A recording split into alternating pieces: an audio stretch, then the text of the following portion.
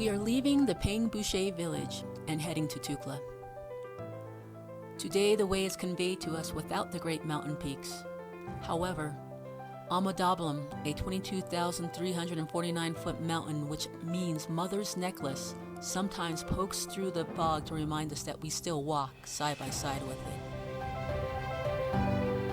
Gray all around us transforms and conceals the rugged topography.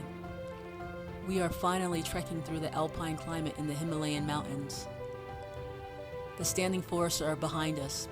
There are no herds grazing, no multicolored prayer wheels, no stupas. No one is out cultivating the land. The tea houses are few and far between, and our backpacks are getting heavier. Yet we walk the path quietly and humbly, as many have done before us. In such solitude, it is easy to imagine living such a life and drawing from one's inner resources to build shelter and provide food. You would find your true character fast here, as it takes courage to live one's own life independent of others and their ideas, especially in a harsh climate. Yet, there's a shared code of conduct and values in this sacred refuge. Before Buddhism even migrated to the Khumbu region of the Himalayas over 500 years ago, there was a belief in spirits and deities that inhabited the trees, rocks, springs, rivers, and mountains. The landscape was and is a part of their identity, as it is with Buddhism. So even the act of walking in it holds special value, much like meditating on a mandala. Needless to say, it's hard to process long lines of trekkers on this path, influenced by the divine spirit, all seeking spiritual deepening. But you will no doubt find out what you're made of. We have already walked 20,000 miles over the course of 3 days and climbed over 5,000 feet in elevation. We are fighting a headache and chest cold, which has slowed us down a bit. But I must dispel the illusion. Trekking to Everest Base Camp is not that hard, but nor is it easy. And it's amazing where you can go with your own 2 feet. Yes, feet can bring a perfect state of illumination, as well as a slew of friendly and energetic dogs who have joined us daily on our walks, sometimes 5 at a time.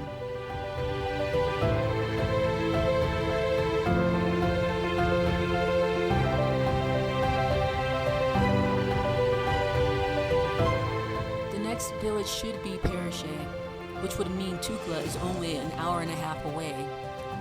It's early enough. I think we can make it to Gorat Shep, or at least Pangboche. But it would mean climbing up another 1,000 feet. High altitude and lower air pressure means laboring to breathe. But I'm up for the task.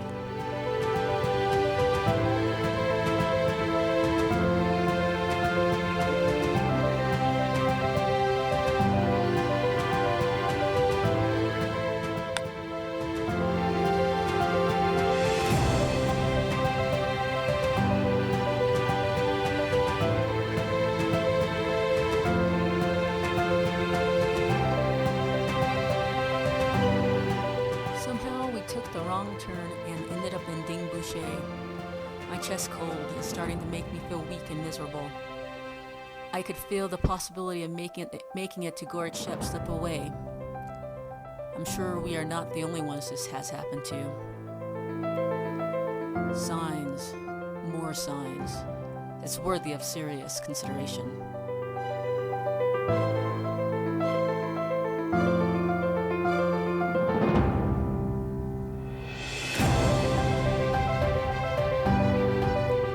We find our way forward, and the path glitters like diamonds. Perhaps Dablam's necklace was pulled from her neck.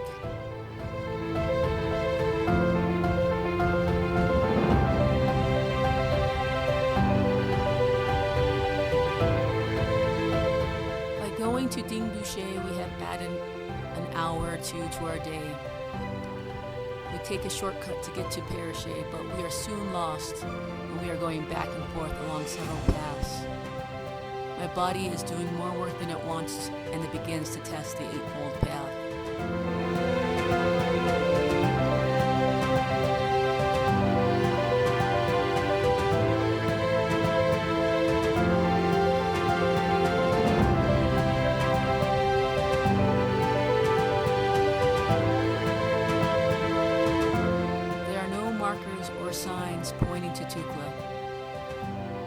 path is empty, you are quick to dismiss intuition to satisfy one's last doubts. Fortunately, it was by luck that a local popped up and revealed the path along the raging river to the bridge I stepped pensively across.